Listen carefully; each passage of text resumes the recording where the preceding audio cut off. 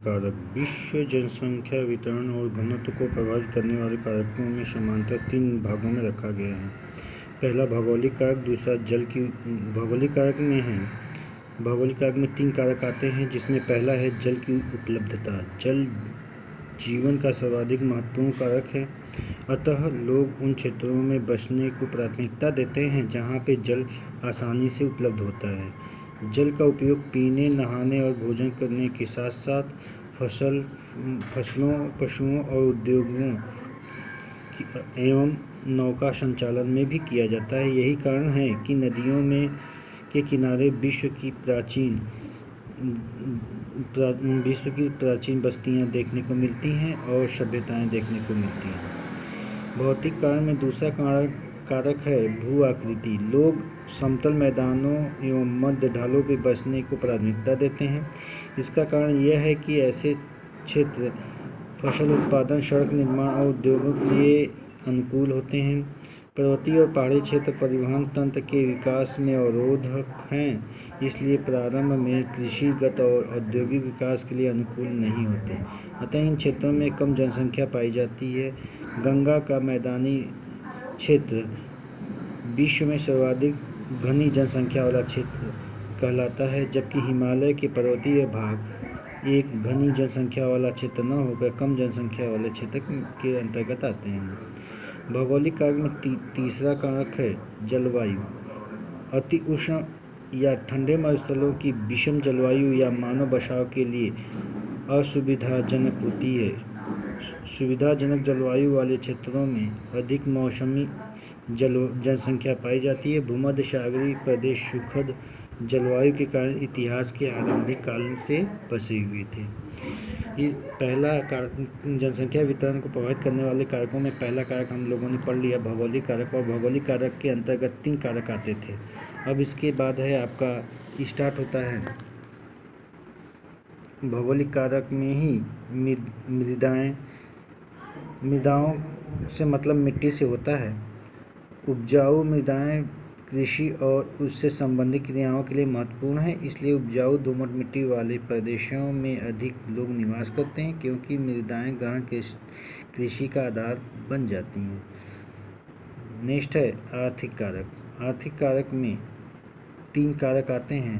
पहला है खनिज निक्षेपों से युक्त क्षेत्र उद्योगों के लिए अनुकूल होते हैं। खनन और औद्योगिक गतिविधियां रोजगार तथा का साधन बनाती हैं, अतः कुशल और अर्धकुशल कर्मी इन क्षेत्रों में पहुंचते हैं और जनसंख्या को सघन बना देते हैं। अफ्रीका का कटना और जाम्बिया तथा फेटी इसका एक अच्छा उदाहरण है। कहने का अर्थ था कि जहाँ पे खनिज संपदा ज़्यादा पाई जाती है, वहाँ लोग काम करने के लिए, चाहे वो कुशल हों चाहे अकुशल हो, अधिक लोग पहुँचते हैं। और जब अधिक लोग पहुँचते हैं तो जहाँ पे अधिक लोग इकट्ठे होते हैं, वहाँ जनसंख्या ऑटोमेटिक घनी हो जाती है। दूसरा है नगरीकरण रोजगार के अच्छे अवसर प्रदान करती है। वहाँ पे अच्छी शिक्षा, चिकित्सा संबंधी सुविधाएं, परिवहन, संचार के माध्यम के साधन मौजूद होते हैं, जिसके कारण वहाँ जनसंख्या अधिक होती है। इसलिए लोग कहते हैं कि जनसंख्या में के आधार पर नगरों की जनसंख्या अधिक पाई जाती है गाँव की तुलना में।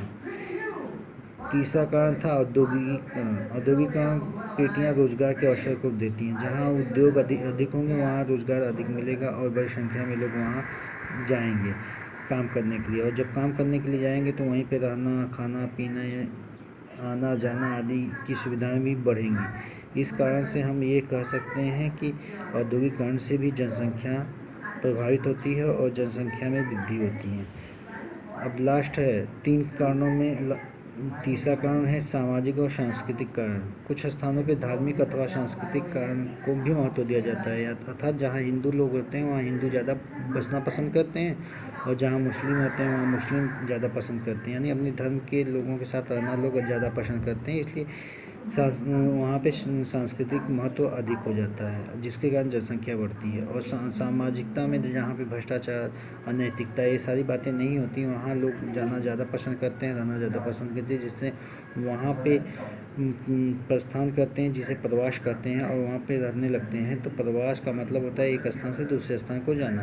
अर्थात सामाजिक परिस्थितियाँ जैसी अनुकूल होंगी तो वहाँ पे जनसंख्या भी अधिक पाई जाएगी, और भीड़ वाले स्थानों पे लोग जाना पसंद नहीं करते हैं, इसलिए लोग वहाँ पे अधिक पसंद करेंगे जहाँ पे सारी सुविधाएँ आसानी से मिल जाएँ और मानवीय क्रियाएँ अच्छी तरह से सक्रिय हों। आगे हम पढ़ेंगे जनसंख्या वृद्धि। जनसंख्या वृद्धि या जनसंख्या परिवर्तन से ऐसे किसी भी क्षेत्र की निश्चित समयावधि के अंतर्गत बसे हुए लोगों की संख्या में परिवर्तन से होता है। यह परिवर्तन धनात्मक भी हो सकता है और ऋणात्मक भी हो सकता है। इसे निक्षेप संख्या या प्रतिशत के रूप में प्रदर्शित किया जा सकता है। जनसंख्या परिवर्तन किसी क्षेत्र की आर्थिक प्रगति, सामाजिक उत्थान और ऐतिहासिक सांस्कृतिक पृष्ठभूमि का महत्वपूर्ण सूचक होता है। अर्थात कहने का मतलब ये था कि जनसंख्या वृद्धि में जो परिवर्तन होते हैं उसमें जो लोगों के संख्याओं में परिवर्तन ना उससे जोड़ा जाता है। ये परिवर्तन प्लस में यानी कि बढ़ भी सकता है और घट भी सकता है, क्योंकि जहाँ पे अधिक सुविधाएं मिलेंगी वहाँ पे जनसंख्या बढ़ेगी और जहाँ पे सुविधाएं कम मिलेंगी वहाँ पे जनसंख्या घटेगी। वो किसी भी क्षेत्र की आर्थिक प्रगति के आधार पर हो सकता है, सामाजिक उत्थान के आधार पर हो सकता है, ऐतिहासिक और सांस्कृतिक पृष्ठभूमि के आधार पर भी हो सकता है। यानी जहाँ पे आर्थिक क्रियाएँ ज़्यादा होती हैं वहाँ पे जनसंख्या बढ़ सकती है और जहाँ नहीं होती कम हो सकती है। जैसे हमारे बॉम्बे क्षेत्र में लोग अधिक जाना पसंद करते हैं क्योंकि वहाँ आर्थिक क्रियाएँ अधिक होती हैं, कल कारखाने पूंजी अधिक हैं। सामाजिक उत्थान में जैसे हमारा बनारस हो गया, तो सांस्कृतिक उत्थान में ये बनारस माना जाता है क्योंकि बनारस में लोग भाईचारे ये सब चीज़ों को देखते हैं और सामाजिक व्यवस्थाओं को देख के यहाँ पे रहना ज़्यादा पसंद करते हैं। ऐतिहासिक कारण और संस्कृति, कुछ लोग जहाँ पे ऐतिहासिक पुरानी चीज़ें हैं वहाँ पे रहना पसंद करते हैं, जैसे आपका तक्षशिला हुआ, गया हो गया और कुशीनगर हुआ। इस तरह से जो ऐतिहासिक स्थान है वहाँ पे भी लोग रहना ज़्यादा पसंद करते हैं, जो कि जनसंख्या वृद्धि के कारक है। अब जनसंख्या वृद्धि के प्रकार। जनसंख्या वृद्धि 2 प्रकार की होती है, क्या 3 प्रकार की हम मान सकते हैं। प्राकृतिक वृद्धि, तो प्राकृतिक वृद्धि में किसी क्षेत्र विशेष में 2 समय अंतरालों में जन्मे मृत्यु दर के अंतर से बढ़ने वाली जनसंख्या को उस क्षेत्र की प्राकृतिक वृद्धि कहते हैं। इसको निकालने के लिए प्राकृतिक वृद्धि बराबर जन्म माइनस मृत्यु होता है। दूसरा है धनात्मक वृद्धि। जन्म दर मृत्यु दर से अधिक हो या अन्य देशों के लोग अस्थायी रूप से उस देश में प्रवास कर लेते हैं, यह जनसंख्या धनात्मक वृद्धि कहलाती है। यानी कि धनात्मक वृद्धि में एक स्थान से जब दूसरे स्थान लोग जाने लगते हैं और वहाँ की जनसंख्या बढ़ने लगती है तो उसे धनात्मक कहते हैं। और ऋणात्मक वृद्धि इसका जस्ट उल्टा होता है, यानी कि जहाँ से लोग जाते हैं वहाँ की जनसंख्या घटने लगती है, लेकिन जहाँ के लिए जाते हैं वहाँ जनसंख्या बढ़ने लगती है। इस प्रकार आज हमने जो है जनसंख्या को प्रभावित करने वाले कारकों को पढ़ा और समझा।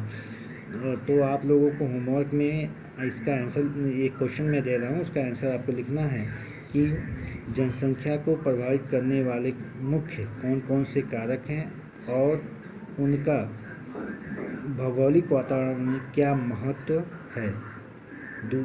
और दूसरा होमवर्क है आपको लिखना है खोज कर कि प्रवास किसे कहते हैं, प्रवास से क्या हानि होती है, क्या लाभ होते हैं।